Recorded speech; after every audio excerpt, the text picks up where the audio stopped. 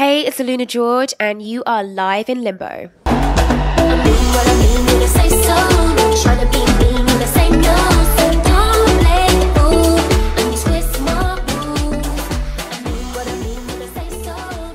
Hi guys, it's me, Maryam, and I'm here with Live in Limbo with Aluna Francis from AlunaGeorge. And I just wanted to ask how you are today. I'm good. I'm loving Toronto. So yeah, had a bit of hassle with the traffic today, and yeah. Today was better than yesterday, so improvement is always great. Cool, that's good. I was gonna ask you, I think one thing that we can't leave out is what is your favorite Drake song? Because Toronto's so known for Drake, so... I mean, I do like some of the stuff on his new album. I'm really bad with titles though. Yeah, no worries, definitely. But I do like his new album. I think he's gone a bit more experimental on it. So yeah, I love like the singing. He does more singing in it, so it's good. And a lot of the production is kind of weird, and you can sort of listen to it a few times and get a lot of different things from it. That's true. So you guys just dropped your new single, Mean What I Mean. So how was the response to that, and how was the response from fans and such? So I think they're getting it in the way that I mean for them to get it. So I think the first reaction is like, yeah, it's got a great beat and it's enjoyable and it's catchy. And then if you want to think about what I'm saying, then it's a pretty clear message. Right. It's not, well, the whole point of the message is this, it's simple. Right. Mm-hmm. It's like an issue that gets overcomplicated, and it's a very simple issue. That's definitely true. I love like the dancey vibe to it. Like it's such a summer anthem. Mm-hmm. Like, so were there any inspirations towards the song? Like did the, what was your inspiration for writing the song?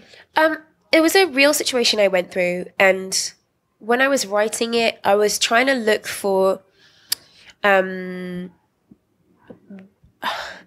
are two ways to kind of overcome an issue, and one of them is like fighting, and the other one is a little different. It's where you kind of inject a kind of positivity and confidence into that scenario and kind of blast it with that. Right. And I was looking for that in the song lyrics. You know, that's why I did that play with the word mean, to kind of just add an element where you don't have to feel negative about fighting for yourself. Right. It can be like, I am important, and that's fun, and like I'm gonna party, I'm gonna celebrate that. Yeah, for sure. I love the lyrics and just how it's very much like you're in control, like your song I'm in control, and like the lyricism behind it is very much like you taking ownership in yourself, and very much like, you know, saying I'm here and I'm, you know, and I'm really proud of myself. And like how was working on I'm in control? What was that like?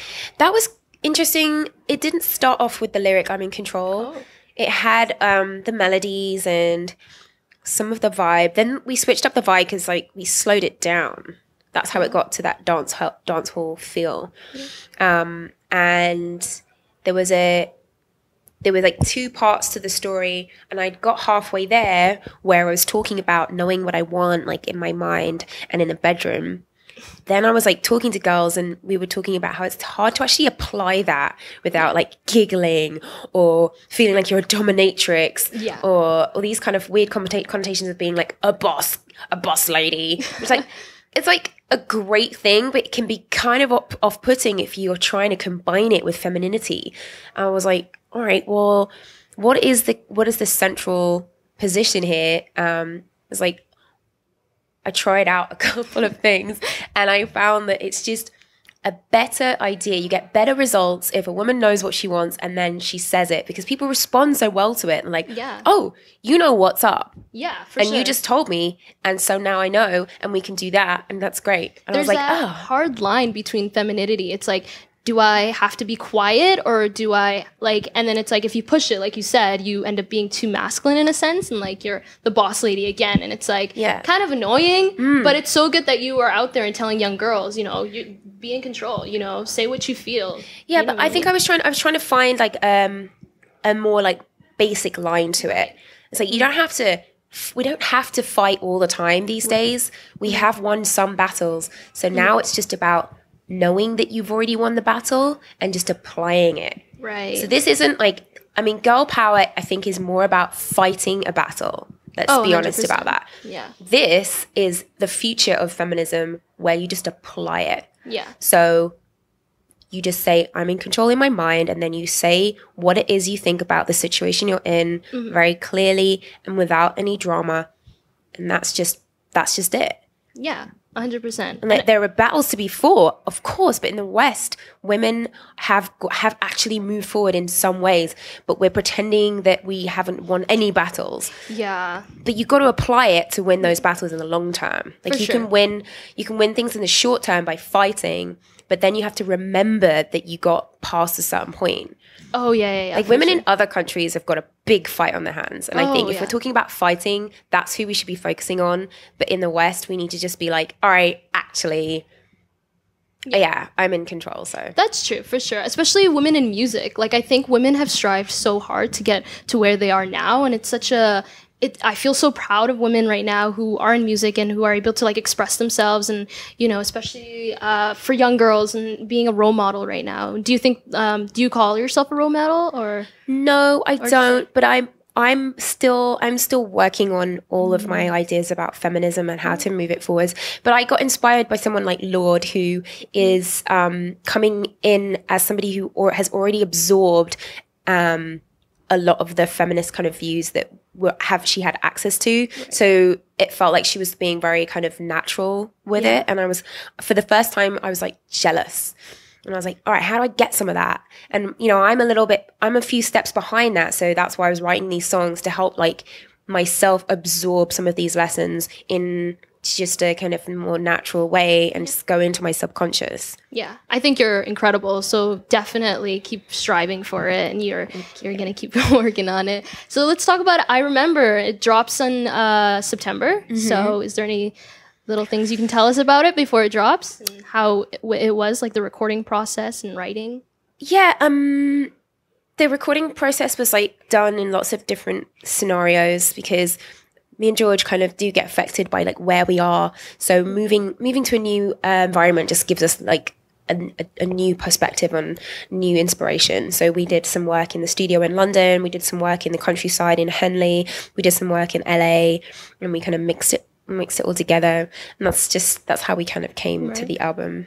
And like coming from London, it's very electronic based. Their music scene is amazing, and is there like a juxtaposition between like the North American electronic music scene kind of thing, and then the one in London, or is it like the same?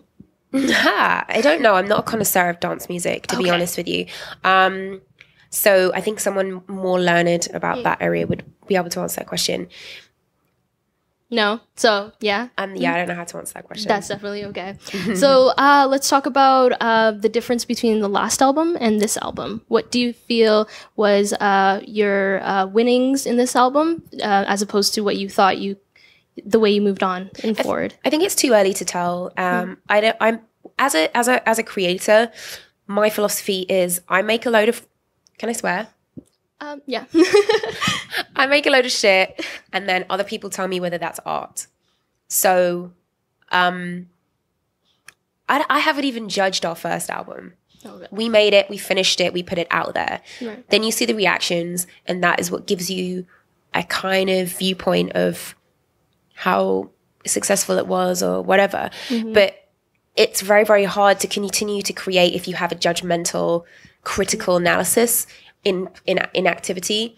So one of my processes is to quiet that voice, and that really helps with mine and George's like studio relationship, whereby, you know, if he's coming up with an idea that's pretty weird, I'm not immediately going to be judging that. I'm just going to go, I don't know what this is, please elaborate and let me try and help you with that, and let's see where it goes.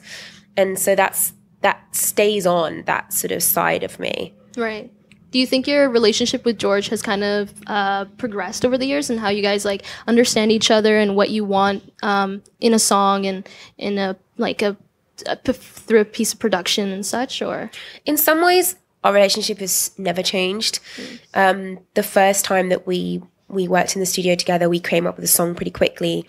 And I think all I've noticed is that even if you put us in lots of different environments with different people or different cities, we bring the same elements to that, which all that's meant is that we're a bit looser and more experimental with how we write these songs, and whether or not we have like a collaboration or a feature, because we just know that somehow it ends up sounding like us. Right. Yeah. Awesome. Thank you so much for talking with me today. It was wonderful, and I can't wait to see you in the future live. So thank you so much.